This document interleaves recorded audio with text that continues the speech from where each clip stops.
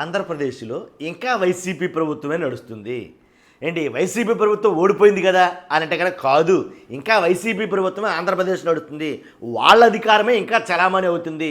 ప్రభుత్వం వచ్చి కూటమి ప్రభుత్వం ఫామ్ అయ్యి 9 నెలలు గడుస్తున్నా సరే ఇంకా వైసీపీ ప్రభుత్వమే అధికారంలో ఉంది ఆంధ్రప్రదేశ్లో అని ఎవరో వైసీపీ నాయకులు చెప్పుకుంటే వేరే రకంగా ఉంటుంది. కానీ సాక్షాత్తు కూటమి ప్రభుత్వంలో ఉండే నాయకులు, ఎమ్మెల్యేలు, మంత్రులు, అలాగే కొన్ని కార్పొరేషన్ల చైర్మన్లు, అలాగే కూటమి ప్రభుత్వానికి అనుకూల మీడియా ఏదైతే ఉందో ఆ అనుకూల మీడియాని TV5 మూర్తి గారు లాంటి వాళ్ళు, ఇలాంటి వాళ్ళు అందరూ కూడా ఏం చెప్తున్నారంటే ఆంధ్రప్రదేశ్లో ఇంకా జగన్మోహన్ రెడ్డి గారే పరిపాలిస్తున్నాడు, ఆంధ్రప్రదేశ్లో వైసీపీ ప్రభుత్వమే ఉంది, ఇంకా కూటమి ప్రభుత్వం ఇంకా ఫామ్ అవ్వలేదు అన్నట్టుగానే మాట్లాడతారు. అలా నిజంగా వినడానికి చాలా శోచనీయంగా అనిపించింది నాకు. 9 నెలలు అయిపోతుందాయే అంటే ఇంచుమించుగా సంవత్సరం దరిమిలాలో మన ప్రభుత్వం వచ్చిందన్న విషయం ఇంకా ప్రజల్లోకి వెళ్ళలేకపోవటం, అంటే మనం పరిపాలిస్తున్నాం అని చెప్పుకోలేక పరిస్థితి నిజంగా చాలా దారుణమైన పరిస్థితి. అసలు నిజంగా ఈ మాటలు అన్నారా లేదా అని అంటే కనుక TV5 మూర్తి గారు కొన్ని మాటలు మాట్లాడాడు. ఆయన నేను ఆ మాటలు మీకు వినిపిస్తాను ఖచ్చితంగా ఆయన ఏం మాట్లాడాడు అనేది. తర్వాత పేర్ని నాని గారు ఒక ప్రెస్ మీట్ పెట్టి ఆ ప్రెస్ మీట్లో వంశీ గారి భార్య అలాగే పేర్ని నాని గారు కొంతమంది వైసీపీ నాయకులు మాట్లాడుతూ ఉంటే ఒక రిపోర్టర్ అడిగాడు ఏమనంటే కనుక కొల్లు రవీంద్ర గారు మీ మీద ఇలాంటి ఆరోపణలు చేస్తున్నాడు కాబట్టి మీ పని అయిపోయిందంట కదా, ఇక కాబట్టి ఏంటి పరిస్థితి అంటే కనుక నా రోమం కూడా పీకలేరు అని అన్నాడు. అది పచ్చి బూతో లేకపోతే బూత్ కాదో అదంతా విజ్ఞత కలిగినటువంటి వాళ్ళకి అర్థమవుతుంది, అది తర్వాత విషయం. కాబట్టి దాని గురించి TV5 మూర్తి గారు అలాగే వైసీపీ ప్రభుత్వమే నడుస్తుంది అన్ని శాఖల్లోనూ, ఒక శాఖ కాదండి. ఏదో ఫైబర్ నెట్లో జీవీ రెడ్డి గారు కొన్ని మాటలు మాట్లాడాడు. మేము వచ్చి 9 నెలలు అయినా సరే మేము ఏం చేయలేకపోతున్నాం ఇక్కడ, కాబట్టి ఫైబర్ నెట్ విషయంలో మొత్తం ఫైబర్ నెట్ సంస్థని చంపేయడానికి ప్లాన్ చేశారు, కాబట్టి మా వల్ల కాదు, మేము పరిపాలించలేము, అసలు చెప్పిన మాట అసలు అధికారులు వినటం లేదన్నారు. ఇక్కడనే కాదు, అధికారులు ఎక్కడ కూడా వినటం లేదని చాలా శాఖల మంత్రులు, చైర్మన్లు చాలామంది మాట్లాడుతున్నారు. అధికారులు మేము చెప్పినట్టు చేయడం లేదు, వైసీపీకి వాళ్ళ అనుకూలంగా ఉన్నారు. ఇంకెంతకాలం వైసీపీ అంటే సంవత్సరం అయిపోతామంటేనే. కాబట్టి ఇలా జీవిరెడ్డి గారు కొన్ని వ్యాఖ్యలు చేయడానికి దాని మీద ఈరోజు సమీక్ష నిర్వహిస్తున్నారు ఫైబర్ నెట్ మీద. ఎందుకని అంటే కొంతమంది ఆల్రెడీ 410 మందిని చిల్లర మంది ఎంతమంది తీసేశారు ఫైబర్ నెట్ నుంచి, ఏంటంటే సాక్షికి అనుకూలంగా ఉన్నారని ఒకే ఒక ఉద్దేశంతో. కానీ ఇప్పుడు ఈ తతంగం ఏంటంటే కనుక ఏదైతే దాని MD ఉన్నారో కలెక్టర్ అనుకోండి, ఆయన ఆ MD తర్వాత ఇంకొక 3 అధికారులని, ఆ నలుగురిని ఏంటి పరిస్థితి అనేది 3 అధికారులను సస్పెండ్ చేసేయాలి, టెర్మినల్ చేసేయాలి. తర్వాత కలెక్టర్ ద్వారా ఏదైనా ఒక నివేదిక ఇప్పించుకోవాలి, ఇది పరిస్థితి. కాబట్టి మొత్తానికి ఎలాగైతేనండి ఆంధ్రప్రదేశ్లో జగన్మోహన్ రెడ్డి గారు ఇంకా పరిపాలిస్తున్నాడు ఏం చెప్పేది అది. ఒకసారి చూద్దాం TV5 మూర్తి గారు ఏం మాట్లాడుతున్నాడో ఒకసారి విందాం. మీరంతా యాడ్ చూస్తుంటారు మీ టూత్పేస్ట్లో ఉప్పు ఉందా అని.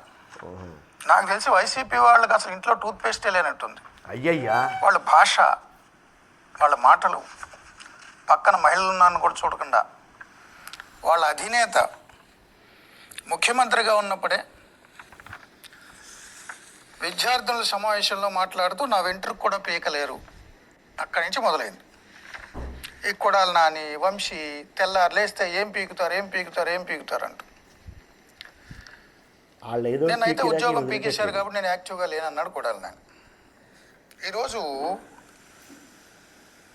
జగన్వి ఐపాక్ డ్రామాలు, మిర్చి రైతుల గురించి ఆయన అలా చేశారు ఇలా చేశారని మంత్రులు కొల్లు రవీంద్ర లాంటి వాళ్ళు మాట్లాడుతూ మిమ్మల్ని జగన్మోహన్ రెడ్డి గారి I-PAC డ్రామాలంట.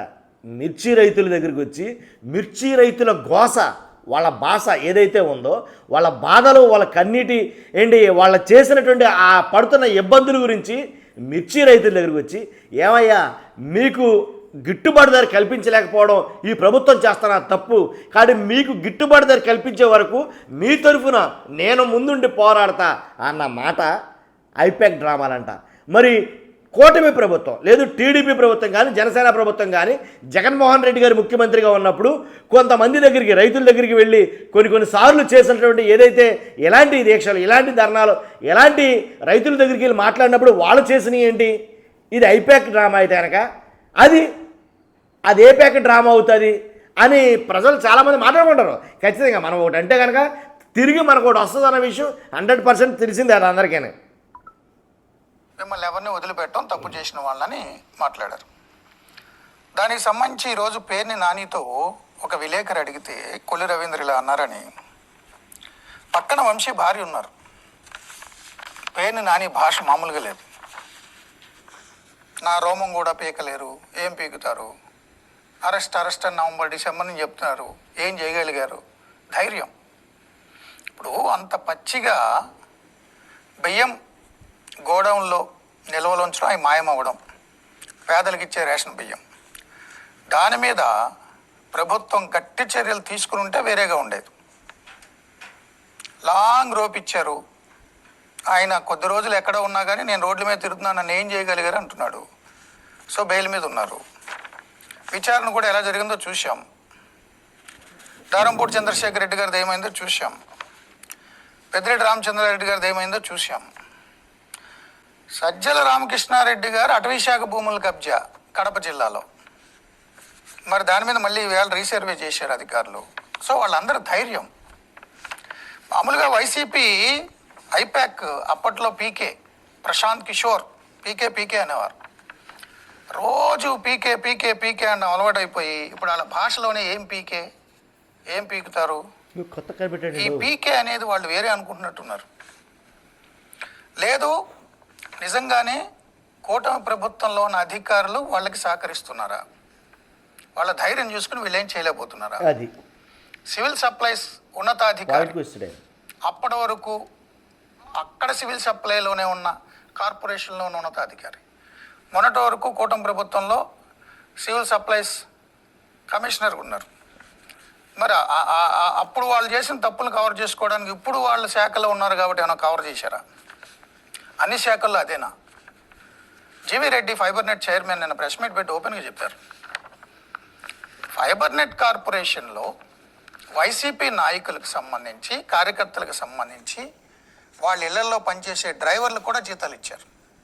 Digital corporation, fibre net కార్పొరేషన్లో వైసీపీ నేతల ఇళ్లల్లో పనిచేసే వాళ్ళకి, డ్రైవర్లకి, తోటమా గారిని, పురంధేశ్వరి గారిని, లేదు వాళ్ళ ఇళ్లల్లో మహిళల్ని,